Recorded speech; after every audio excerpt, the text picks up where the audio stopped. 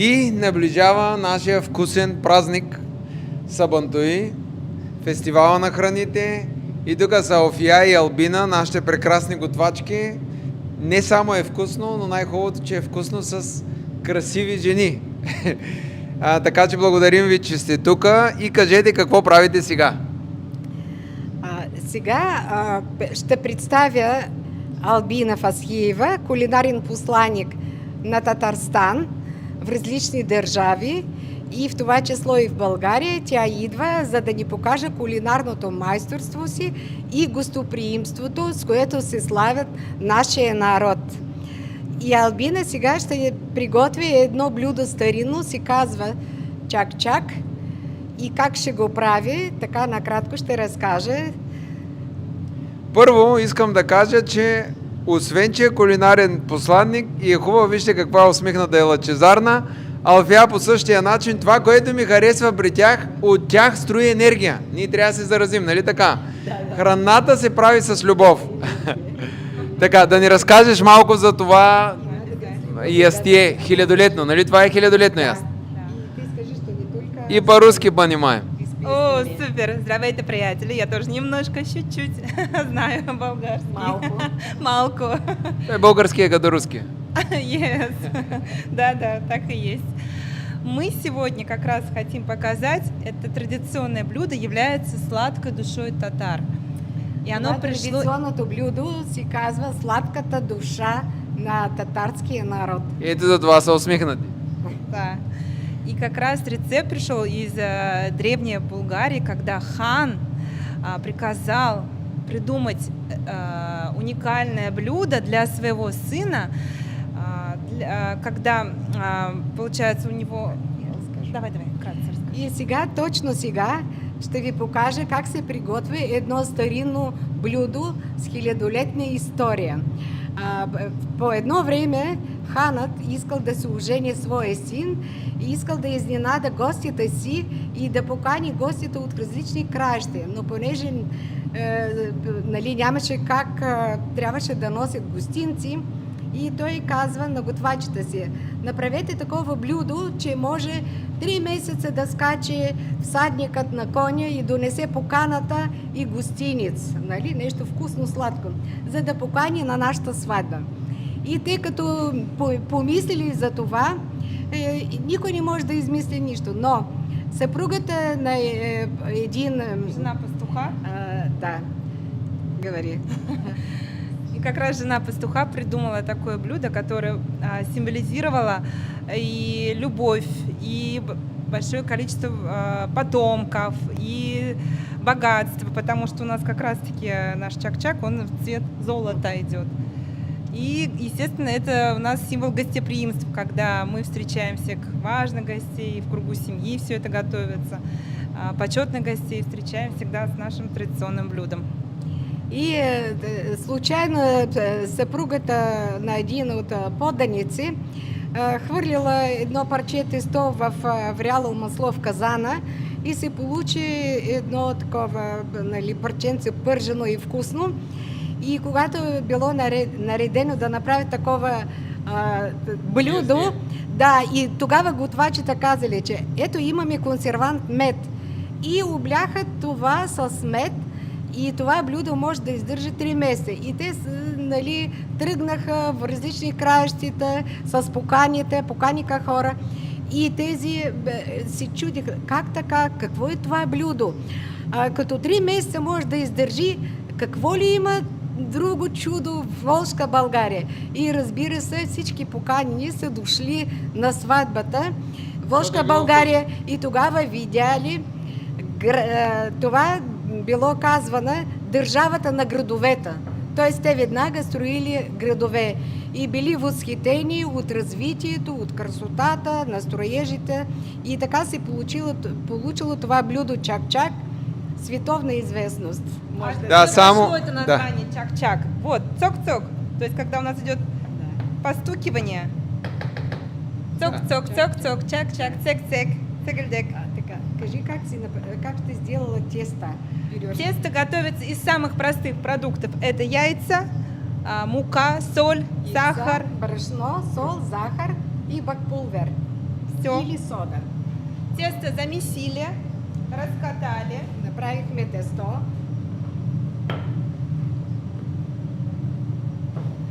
Нарезаем на полосочки. Вот на такие На лентички. ленточки. А потом уже на брусочки. Цак-цак. Цак-цак. Вот. Все. Чак, аз мога тук да кажа, че когато дойдохме да живеем в България и моята малка дъщеря, аз като правих чак-чак и тя казва, нали, тича при мен и каза, кога ще е готова, кога ще е готова. Аз си отговарям на български, чакай малко. И после следващия път тя каза, мамо, направи ми чакай. И може би има и това, нали, преди казали, защото това е дълъг процес, изиска се време. Но за сметка на това може да се направи по-големи количество и като медът е консервант, издържа 3 месеца. Ето в чужбина като ходим и ние често сме грамогласни и като казваме айде и чакай и става. Но това, което също казаха е, че това е символ първо на многото деца. Вижте колко много да се множат и на многото пари, на много злато. Или чак, когато ядете, сега да не го ядат жените, които искат малко деца, защото няма как. Почват много деца, но пък те ще искат много пари. Така че пак ще трябва да го хапнат, за да вземат много денги. Нали така? Символизира богатство, изобилие, задружно семейство, голямо и символ на гостоприимството. Навсякъде, примерно по сватбите, най-такова почетно правят големи такива чак-чак специално и за посрещането на гостите задължително трябва да посрещат с чак-чак.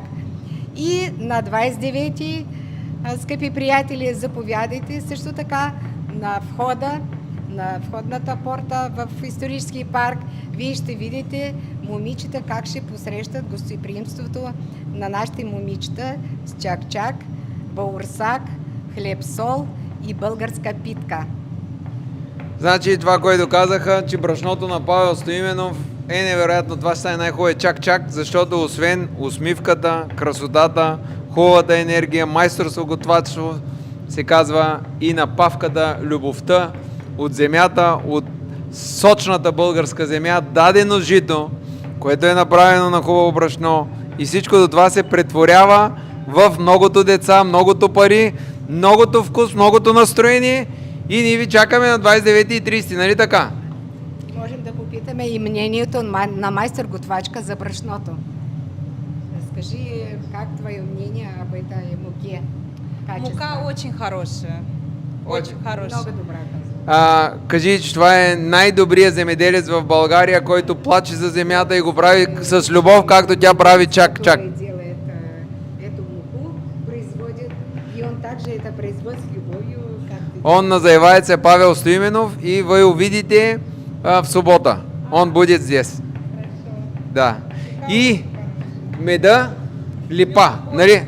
Очень хороший мед. Ароматный. Ето, български мед. Така че, Сега преминаваме към следващия процес за пърженето. сега, докато запързваме, какво каза Офия? Офия каза, че когато е била малка, е помагала в приготвянето на чак-чака. Ние сега с правилата в България не можем нашите деца да ги вкараме в кухнята да помагат. Това вече е за пържен чак-чак. Може би? Да, но сега го слагаме и тук, да, целият процес. Жарят в горячем масле. Сега това ще го пържим на горещено масло и както, нали, случайно падна едното, показва, първото, нали, Първото падна ли? като кипне маслото и после се слага това подготвеното тесто. Колко деца само има тук? Да. И междувременно се подготви и заливката от мед. Това. Това е заливката от мед там, нали? Да, нали, той с мед консервант после. Ето така се... Оператора да дойде да снима как бълбукат децата, дети и денги. Ето, става много бързо. Те избухват, като бухтички стават. И когато избират булката, обикновено гледат колкото по-ситен чак-чак, значи толкова по-добра булката. И ние като бяхме малки, ето тук живееме нашите сънародници в България и всички можем да готвим, защото като бяхме малки, от майките, от бабите си винаги им помагахме и знаем всички тези рецепти. Има жени, които живеят по 20-30 години в България, но пазят тези рецепти и готвят ги за своите семейства. Значи и повече булки да караме от Татарстан тук. Българските мъже казват, такива хубави жени няма други. От другия край на България, Волска България, така че трябва, Алфия, да Не каниш знам. малко булки да идват от Татарстан. Аз не се интересувам от булките и от жените. Нищо, ти ще ги поканиш да дойдат на вкусно събитие. Шегувам се, да. Да, ние каним. На 29-ти вие ще видите една прекрасна певица, която специално ще дойде да ни подкрепи, да ни покаже своето майсторство, песни, традиционни, съвременни, на различни езици и можете да се насладите на нашите и културни традиции. Както и с Разил, който баянист, прекрасен инструменталист, той ще играе и на други инструменти народни, старинни. Заповядайте да видите това всичко на живо. Да, сега това да обясним малко на хората, понеже как се формират народностите. Българите може да са в ядрото на една цивилизация, но местните обичаи, местните хора, събирането с местните култури прави характерна българска култура. И културата на волските българи е различна от тази на дунавските българи, същевременно и обща, позитивна, хубава, както виждате, навсякъде българите са прекрасни, но там можем да видим как са израснали българите на Волга, нали? Да. Там е Волга. Волга, Кама, две огромни реки, които известни на И затова са волски българи. Да, волски българи. И може да видите, ето, Значи, ето така се получава и Так, сейчас будем готовить сироп. да. И сега ще подготвим и сироп. от Да. липа. Сироп, състав, Ароматен. кажи, състав. Мед и немножко сахара. 1 к 3. Така. Получается мед. Значи една част малка захар, останалото липов мед, за който Албина каза, че е невероятен, ароматен български мед. Не знам какъв е, можете да Липов ни е кажете. наистина 100%. Липовия, да, този аромат веднага си усеща. И в нашата традиция също много обичаме и липовия мед. Ето, имаме общо. Страхотен аромат има да. тук. Ма ние Има? си имаме много общи неща. Да. Ето, Алфия се оженила за българин от Дунавска България и дъщеря и се оженила за българин от Дунавска България. Нали така? Виж, то не може да спре това събиране. Голямата или малката? Какво? Тук се ожени. И двете? И двете са за българин, тук от Дунавска България. Не, от Дунавска България е голямата, да. Голямата, да. И имате внучка. Да. Имам 3 внука и една внучка. Така ето. Бъркаме. Ако това има значение. И има, разбира се, защото виж, това е плод като чак-чак, плоди се, нали? От много чак-чак, така става. Да. И между другото, аз и тях уча. През юли месеца 3 момчета и ние правихме учмак, чак-чакате и винаги искат да им правим и сядаме и ги учи и те вече могат да правят и тесто и правят и от плънки, залепват и така, много им И харесва. талантливи. Ама и харесва им и аз не мога да сготвя нали, много сама, изискам се много време и те ми помагат. Покрай това научават нали, и за други неща. Браво, браво. Вместо да са на телефоните, те учат традиции. Да, и те вече сами питат и се интересуват. И когато делиш време за децата, те много слушат и много им е интересно. Да. Така, готово ли? Сироп будем проверять в холодной воде. Будем туда капельки. Сега трябва да проверим за готовността на сиропа. Как ще го направим? Приготвих студената вода Пластичный шарик должен. И сега, като направя една капка, тя трябва да стане като топче. Чакаме да видим магията. Где-то 5 минут. Това заема до 5 минути. Нам надо будет тарелочку, чтобы потом так, наверное, красиво собрать. Сейчас принесу.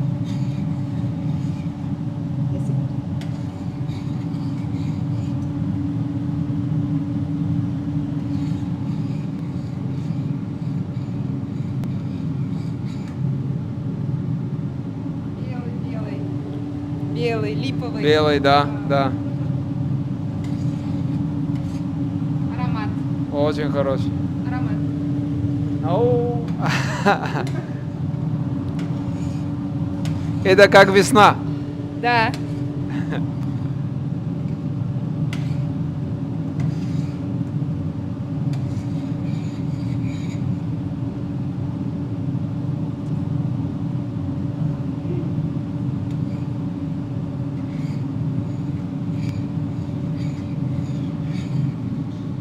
Ага. Всё, супер.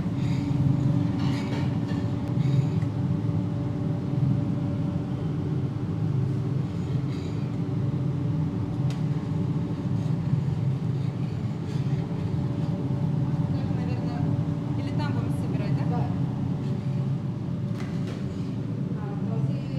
Когда Мед, чей производител, много е качествен и много хубав мед, понеже аз съм специалист по хранене и разбирам от такива И неща. ние сме направо възхитени от него, да. Да. Ще изпратим и за Воска България подарък. Да. Благодаря. Значи, на готвачката също много я харесва, каза много качествен ароматен мед.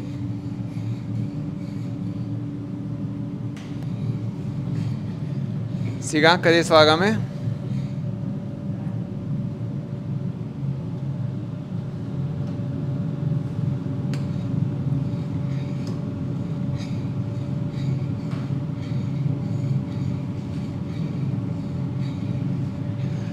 Албина беше в Унгария, нали така? И сега се върна тук в България за събитието. Така че вече тя е посланник на културата чрез храната. Тя прави много майсторски класи, в различни държави пътува. Миналата година беше от топ 100 готвачета, поканена в Китай на, Да, в том году Да. на чемпионате мира представляла именно наше блюдо. на световен чемпионат. Тя представи нашето блюдо чак-чак, което е било Китай. много харесвано в Китай, да, където присъствали топ 100 готвачи от различни държави.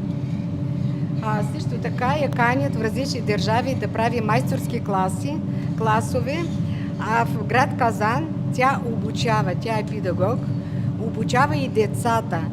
И там не се смята за това. За детски труд. За детски труд, напротив. Не, то при нас, само при нас се смята, да ти кажа, при другите не, но при нас всичко е...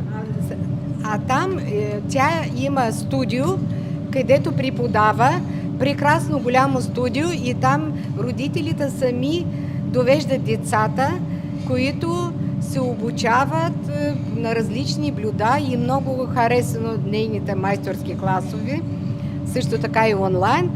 И мога да кажа, че в България също проявиха голям интерес към нашата Албина, така че след мероприятието имаме срещи, които специално поканена, за да представи нашата кухня. И също така предложение за обучение, за обмяна в Татарстан, нали, за обучение на българската кухня и също така тук за обучение на българската и татарската кухня. Така да се направи партньорство, такова тя получила предложение. Браво!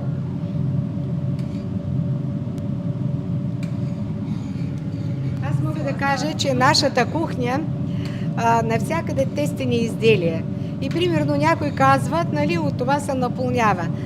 Но ние нямаме хората с наднормено тегло, въпреки че от детството почти всичко ни е тестено. Но нашите блюда се смятат на диетични. Защо? За диетичните блюда. Защото навсякъде има краве масло. А кравето масло е много полезно и той способства за обмяната на веществата, така че нищо да не се задържа.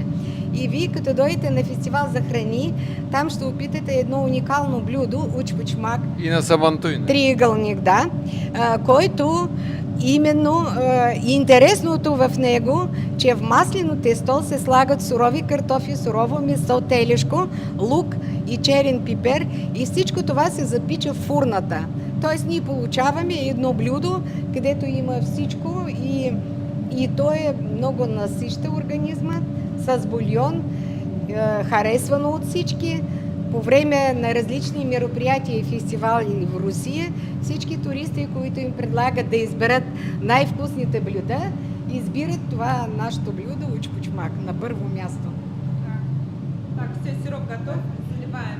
Да, Сиропът е заливаме. готов и сега ще преминем и към следващата стадия.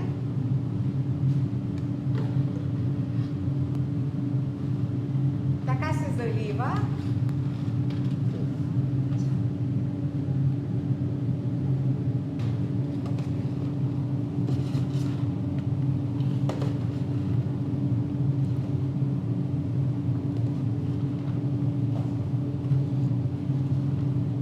Хорошенько перемешиваем. Ето, децата и парите се споиха. Така много добре се разбърква. Много ароматно мирише. Браво. Така меда да се попива вече вътре.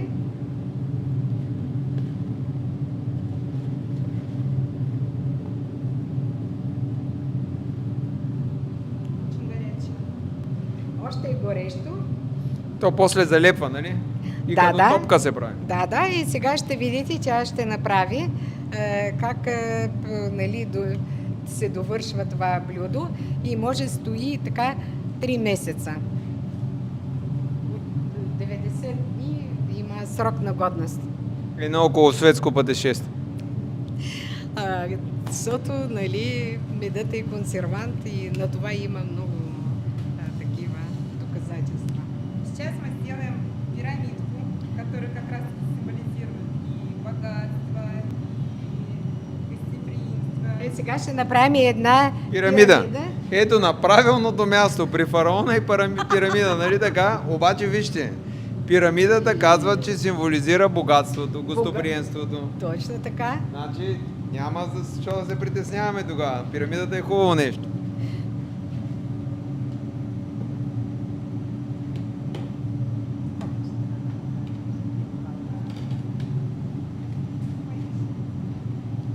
И така с хладка вода тя започва да формира.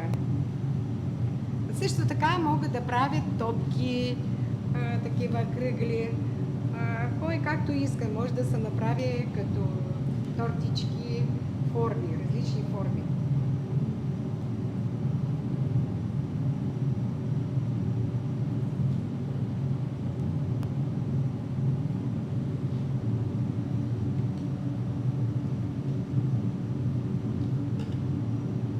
Перчатки большие. Ръкавици са големи, нали? Да. Сейчас слетает.